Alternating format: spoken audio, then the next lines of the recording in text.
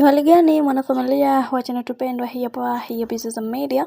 Kama ndo mara yako kwanza basi usisahau kusubscribe, like, kushare pamoja na kucomment.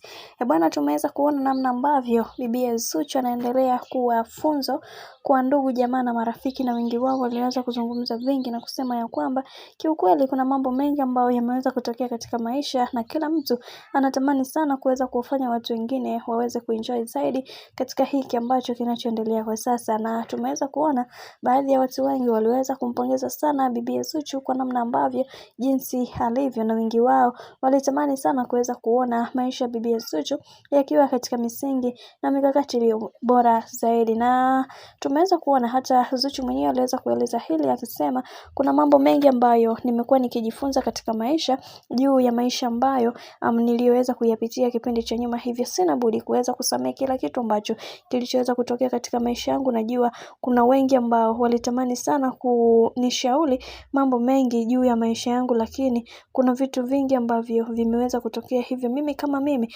nitapambana kuweza kuhakikisha kila kitu kinakwenda kuwa sawa, kwa sababu watu wengi wanaamini ya kwamba kuna siri nyingi ambazo zipo katika familia ya bwana mkubwa Diamond Platnumz, hivyo wanazificha, lakini ukweli ni kwamba kila kitu kiko sawa na kila mtu anatamani kuweza kuwafanya watu wengine waweze kuwa katika misingi imara, maana kuna vingi ambavyo vipo na wengi wao wanatamani sana kuweza kuhakikisha kila kitu kinakuwa katika misingi na mikakati iliyo bora zaidi.